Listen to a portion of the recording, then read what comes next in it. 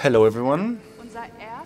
This is our first talk, which talks about our research results and tries to just combine everything that we found.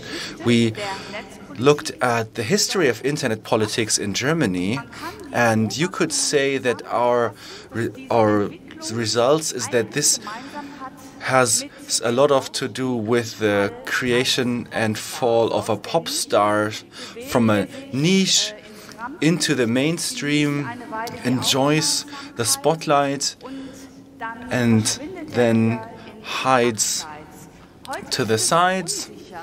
Today it's unsure whether internet politics as an individual field of politics will be established and will survive, or whether it will more and more be deinstitutionalized and has the same happenstance as other political topics which were important, like the gender and equality politics. That has been mainstreamed in such a way that is only like a topic that is all across the board, that many ministries are dealing with and agencies. And with internet politics, we don't know yet.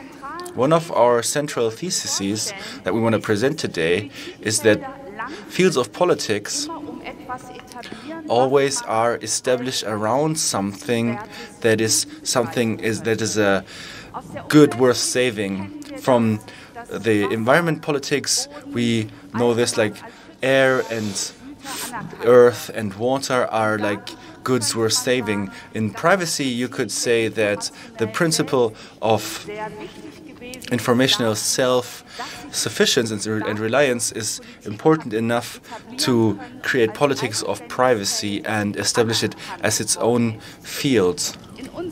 In our talk here, we will show how internet politics tries to establish such a good worth saving and in which amount this actually succeeds.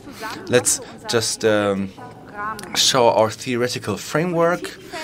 Fields of politics need goods worth saving to be established. And these goods worth saving need a very clear connection to the public good. And people who are not active in privacy should be able to realize that the principle of informational self-sufficiency is good. Once these goods worth saving are established, they are so clear to everyone that you don't need to reason about them, you just live with them. But they still influence politics. They influence through what we call a space of possibles. They define the do's and don'ts, the things you can think and believe and demand, and the things you cannot even think, demand. For example, a talk about for data retention on the publica. The important thing about us, about what we're presenting here, is these things are actually important for politics, and if internet politics will actually be an established field. And we will look at the history of internet politics in Germany and try to show our results here. So, we look at the history of German internet politics and try to find out whether the attempt was successful to establish a good worth saving. And we're not looking at individuals here, but rather at developments. Whether we talk about cyber or digital is not just about style, but it also is entangled with certain concepts of the internet and what it should be used for. And we look at the discourse about the internet, what should be done with it, and what sort of groups and topics lead the way. And in a field of politics, there's always some winners and losers. Some meanings become more popular, and some meanings become less visible. So back in the 80s, back then there was a lot of discourse about who should get access to what networks. And the status quo back then was networks established by the German Postal Service.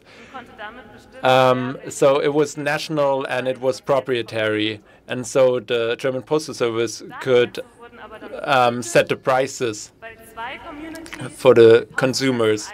But then those data networks became political because other organizations set up open computer networks. For example, the mailbox networks coming out of the computer subculture, and then the practice of data traveling, i.e. getting access to a worldwide network of information, which you had sort of hacked into back then.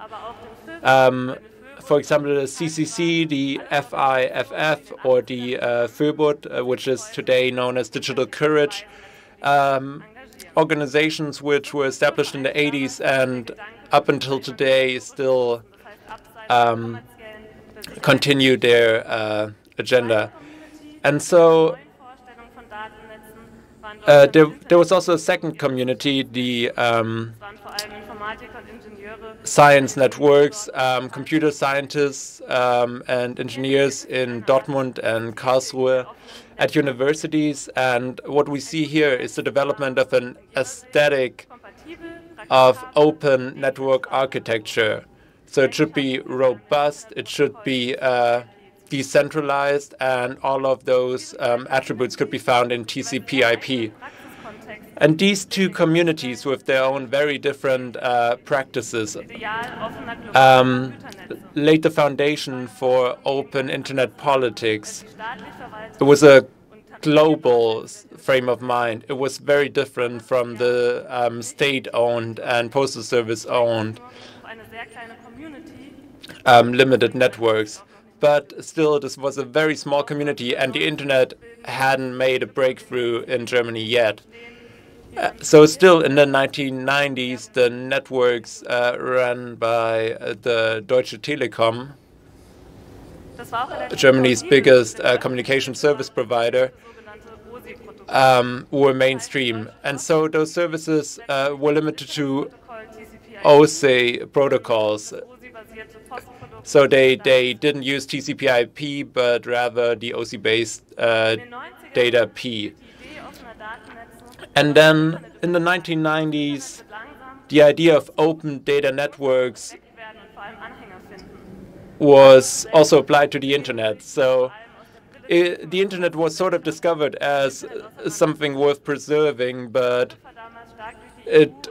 those were baby steps. And so telecommunications was liberalized, and the German Postal Service lost its monopoly status. And so what happened was not a promotion of a open, independent network, but rather the liberalization of the market.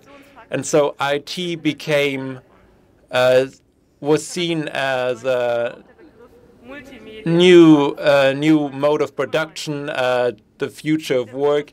And so what we saw that in 1995 with a change of terms. So back then some distinguishing terms lost their meaning. So media converged together. So individual and masses, media and press, that all sort of blended together. And one of the first internet policies answer the question, is the internet communication or rather a radio-like service for broadcasting? And so it was seen as an internet of services and not an open communication infrastructure.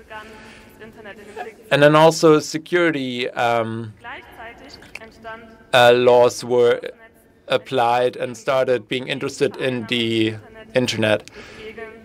But also there was a movement for preserving the internet, for keeping it independent and keeping state actors out of it.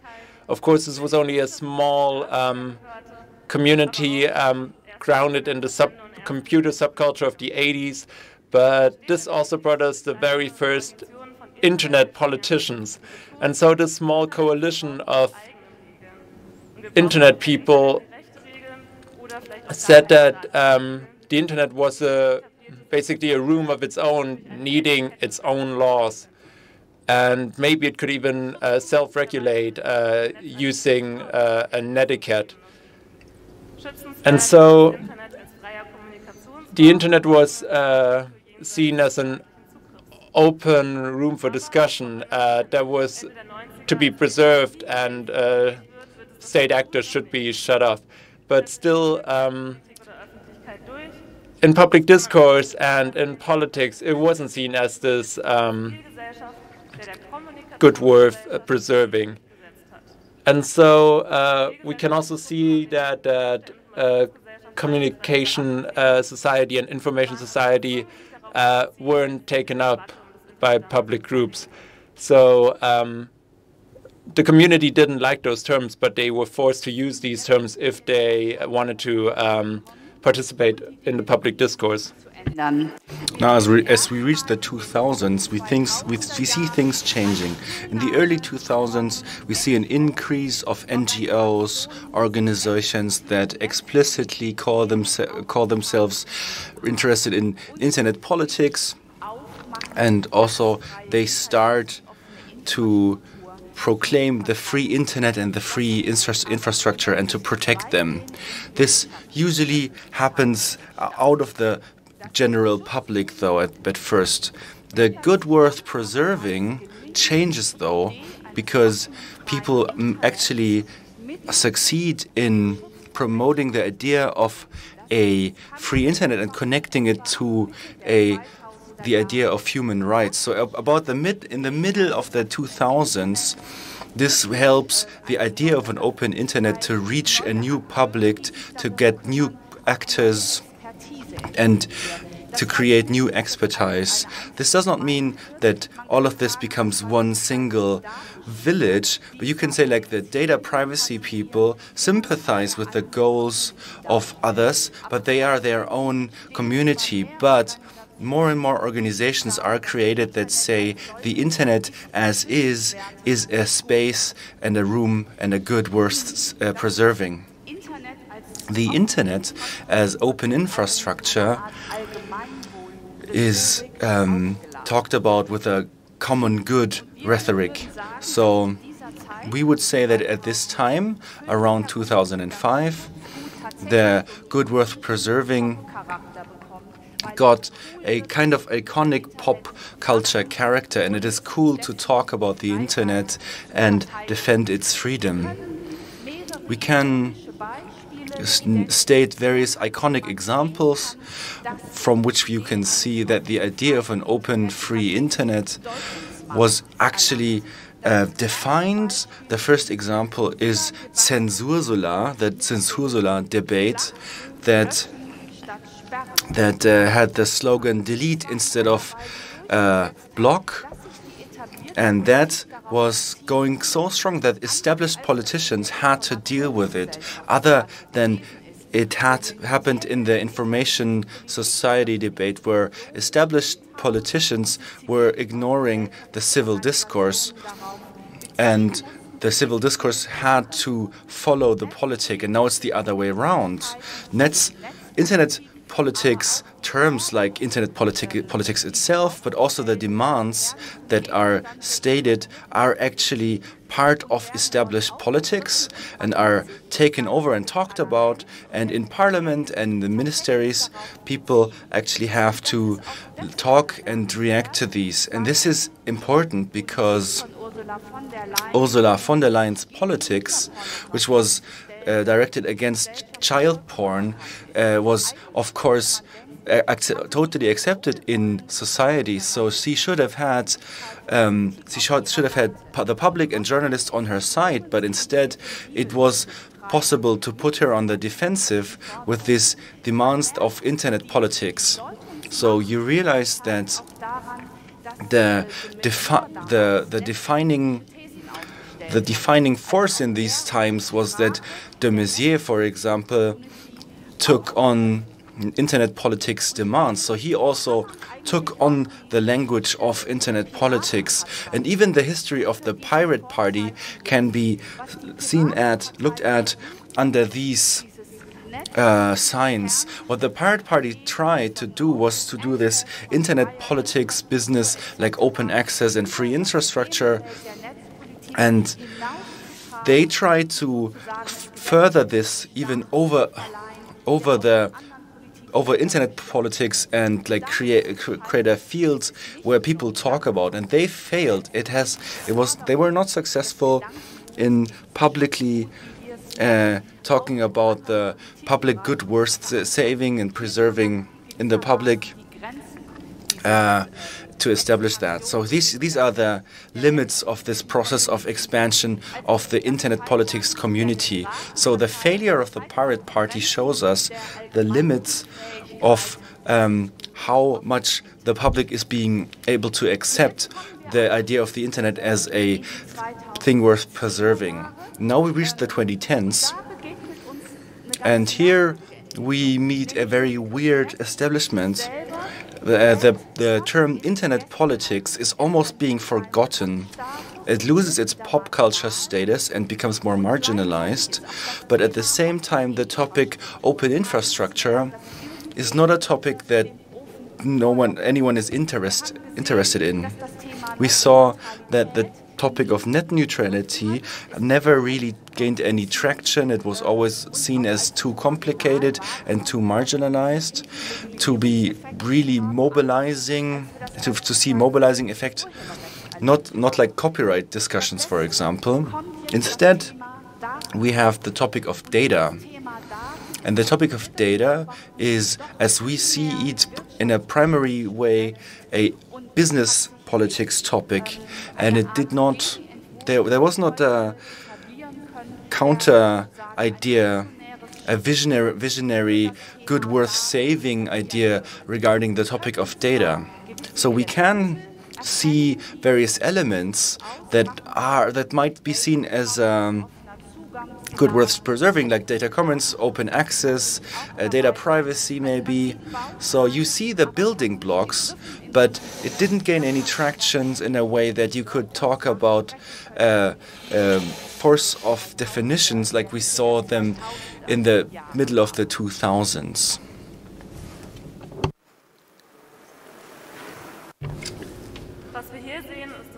What we have here is the history, the story we just told.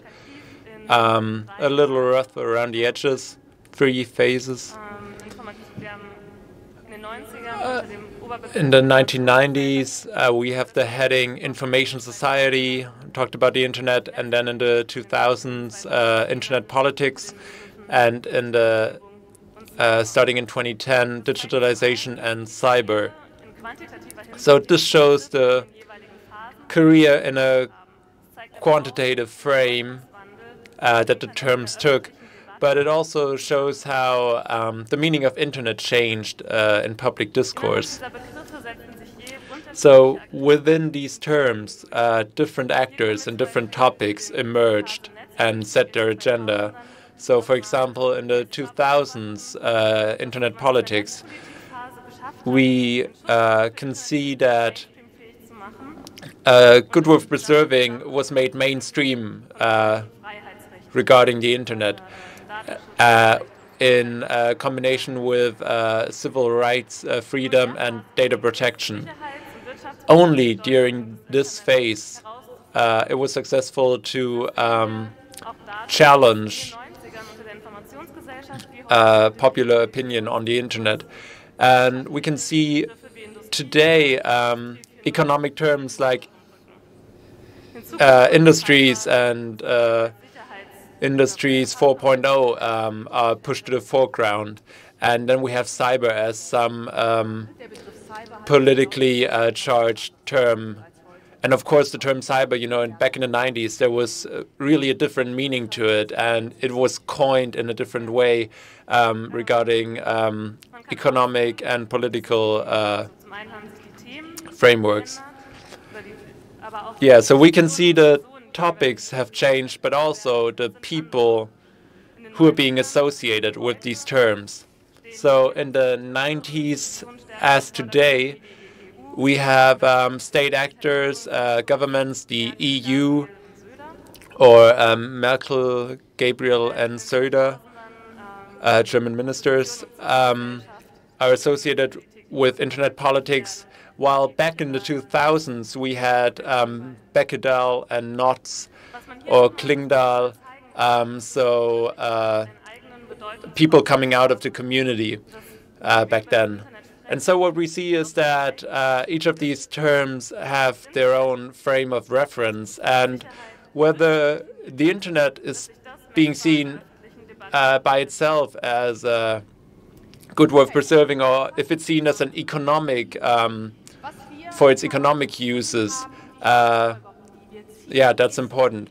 And so to come to a conclusion, what we see is that the field of politics for the internet doesn't really need a ministry of its own. So with this debate, will we get a ministry or not, is often seen as a marker for success, but this really misses the mark here. What this is about is a vision which expands and traverses this narrow internet politics framework, but also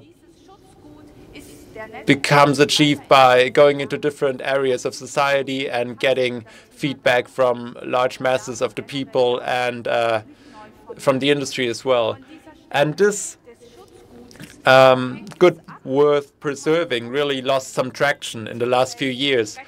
But a good worth preserving, looking at common interests, public interests, is, in our opinion, really important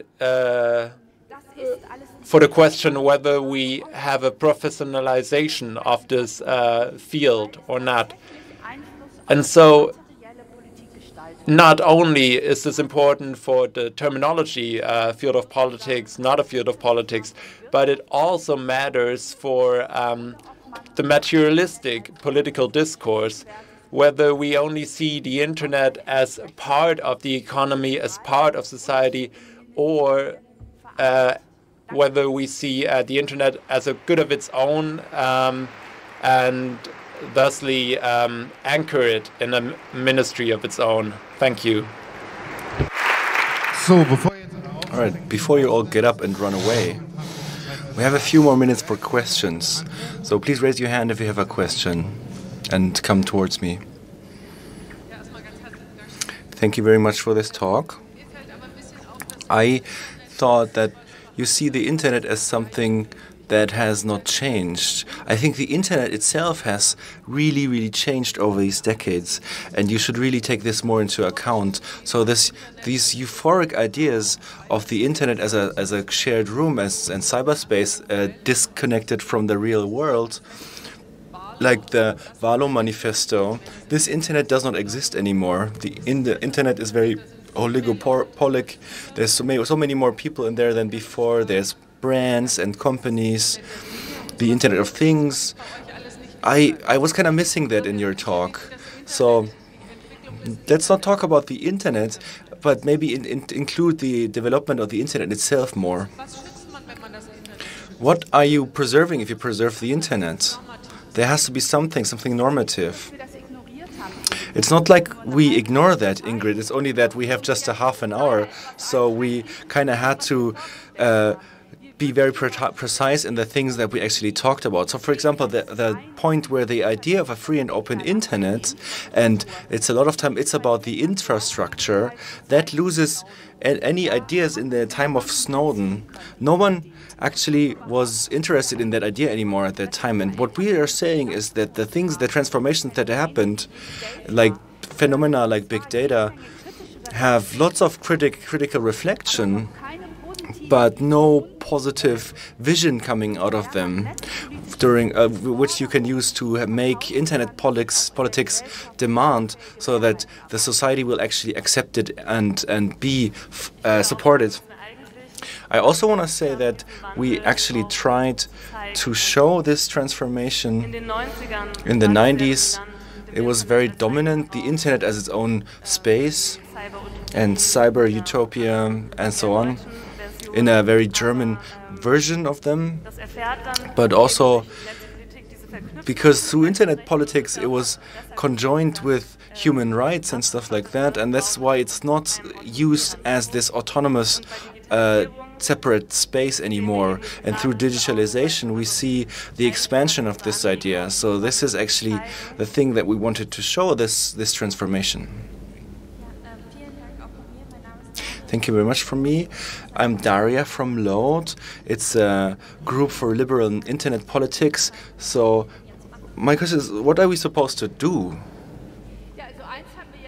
One thing that we said is we should not ask for a new ministry, because that's not the point. The point instead is to think about which future you could wish for, regarding infrastructure, but also amounts of data that we create. So give yourself positive goals and try to find fans of them. Another message would be, it is reasonable to look at this from the view of politics and the question what makes other fields of politics successful, like media politics or the claim for freedom of the press, which is very institutionalized.